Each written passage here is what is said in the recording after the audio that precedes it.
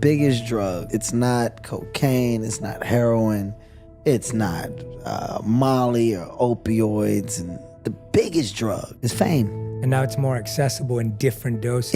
It's the biggest drug. Yeah. And the reason why it's the biggest drug, because it's a drug that makes you feel like you are powerful, and like everywhere you go, anything you want, everything you want, it's a thing.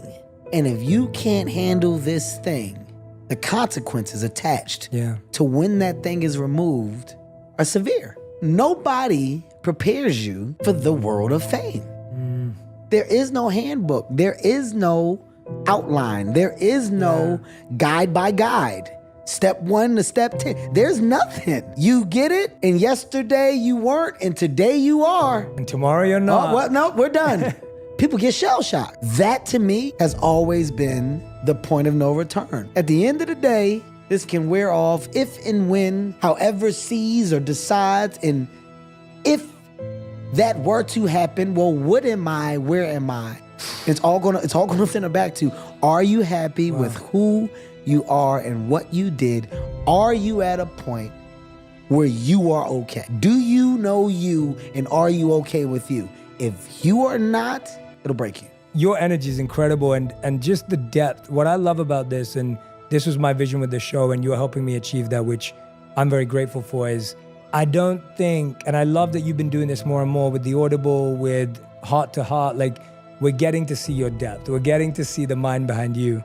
Again, as we said earlier, we like to limit people. We like to limit people into like, you just be a comedian, or you just be a race car driver, or you just be an actor. And it's like, we're starting to realize that, like you said, you're not just watching someone's life on TV. There's a human here. There's a story here, and we're getting that with you. Do you think was this an epiphany that you had before the accident, or was it that this really, because in your Audible, when you talk about like how when it's just silent, you figure out what really matters. Like when I heard that, I was just thinking like our near-death experiences, you were told when you came out of it, you should be dead, and you're like, well, I don't remember anything. Does that feel like that was a moment that there is a massive awakening, or were you already kind of working with some of this? No, I was always a transparent and authentic person, but you definitely change. That's what, right? You definitely change. And by the way, still changing. I'm not sitting in all front of of you, us. as an unflawed man. Like I am my dad's child, and I'm my mother's child as well. There's nothing more humbling than a quiet room. There's nothing more humbling than the realization of what is really like necessary. What you take for granted and what we don't think twice about is not until that's compromised that the true appreciation for life, I feel like, can sometimes be had. I don't want to speak for everybody, because I think there are some people that truly do get it and that truly do think whatever their space or version of a higher power is daily for life and for what they do. I believe in God, so I'm not as spiritual as some may be, but I'm very thankful for the life that God has allowed me to live and the opportunities that I've been able to embark upon. But I got a lot more appreciation after life was almost gone, right? Like, do you really appreciate your toes? Do you really appreciate your fingers? Like, do you really think about your movement, your joints, vision, smell? Do you really think about how fortunate and lucky you are? It's the only time where I get where I slow up, right? And when I'm slowing up, it's because the reality of that was significant. I really almost died. My kids and all that, like what? As I'm moving so fast, I didn't even have everything dialed up for if said thing were to happen. What? Oh, because I'm out here, I'm just roaming. I'm out here aimlessly living, and I'm moving so fast, I've yet to grasp the true concept and reality of responsibility. Immediately, let me get my responsibilities in order. Because if that had have been, there would have been a lot of people with their hands up as to what, how, when. Fame is great, the lights are great. Kevin Hart, number one. I was in that room with my goddamn wife, my brother, my kids. You look around, you got a lot of friends, you got a lot of people that love you, but then you start to well, what really matters? That's when my mindset started to change. That's when you go, okay, my approach to just me and working on me, it needs to be different. I've contradicted myself a lot since. I want to slow down. I'm gonna make sure I give my family more time. I have. That doesn't mean that there can't be more. The day-to-day battle of, am I giving enough? Guys, you know how much dad loves you. I'm here. I'm like, always working to make sure I do more. But is it enough? Am I a workaholic? Okay, but that's not a bad thing because you love to work. Yes, you do. That's a passion. You got something that you go after every day. That is a driving source for me. I'm not in the business of letting that go. But, boy, you better put your hands on these people and make sure. You better make sure that you are giving the time that you said you would when you were in that time of solace. Okay, all right. I'm constantly talking to myself. I have these conversations all the time. That's the beauty of taking my little runs, the beauty of working out, being in the gym. You talk to yourself. You better talk to yourself. You better have conversations, figure out a yin and yang of good and bad. For me, it was about personal evolvement after that accident. And still trying, man. It's the biggest battle. It's the biggest battle is just doing right all the time. That's a battle. And knowing you're gonna get it wrong. That's a battle, man. When I go to a restaurant and they bring out a plate, the waiters say it all the time, don't touch that plate, the plate hot. You know what I do, Jay? You know what I say after I touch it? It wasn't that hot. Yeah. They told me not to touch the plate. Yeah. He said it's hot. Yeah. But I still gotta go and touch the plate anyway. It's a battle. So being okay with understanding that I'm going to lose and win in this battle, and this battle is not over until the day I'm in the ground. Because you're not gonna get it right. Nope.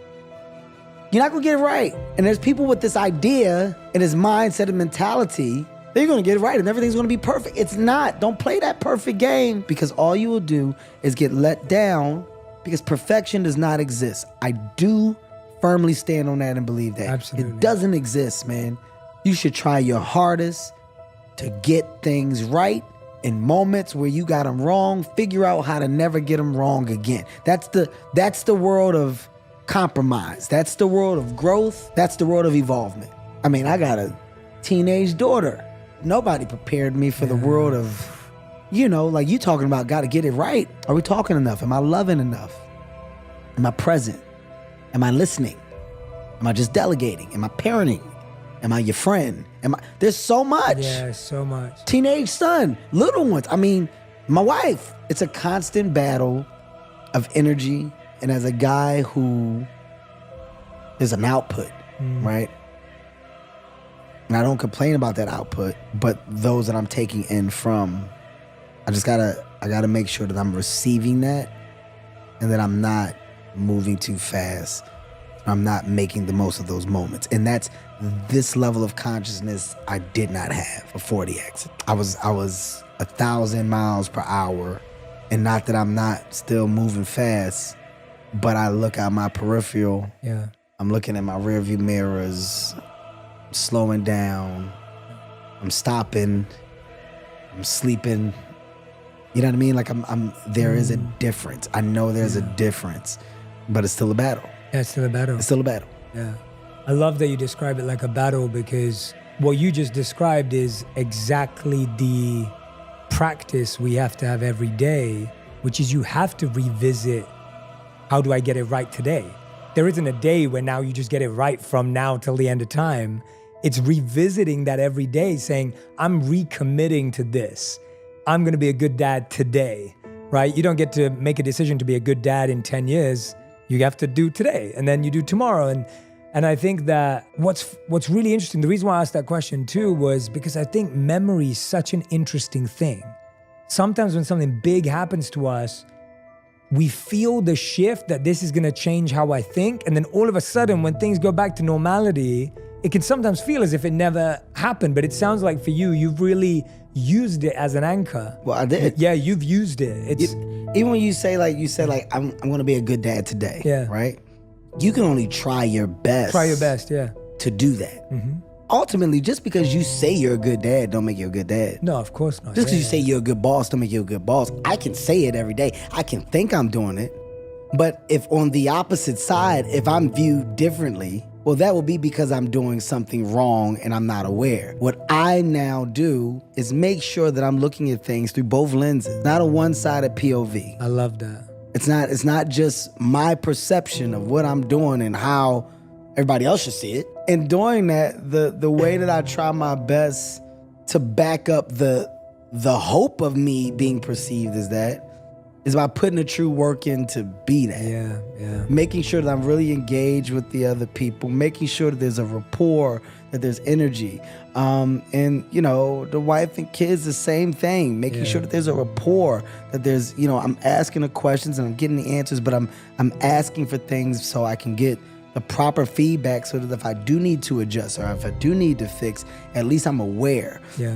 Operating with the assumption that you are or that you're doing, it can be a crutch. Like it can be a bad thing if I'm operating with the assumption, because one day you'll wake up and they'll go, you know, I never liked when, or what acted as a problem for me for all these years was when you, and then you just go, I never knew, you never said nothing. And sometimes people don't want to say anything. Sometimes people don't know how to say anything. So the world of dialogue, communication, and just openness is what I think I've gotten better at over the time. But once again, it's a constant space of improvement. You're constantly trying to improve. And that is the only way it can be. There is no other alternative. And there's a beautiful conversation between the Buddha and a student that I love, and the student approaches the Buddha and says, what's the difference between I like you and I love you? And the Buddha says, when you like a flower, you simply pluck it. But when you love a flower, you water it every day.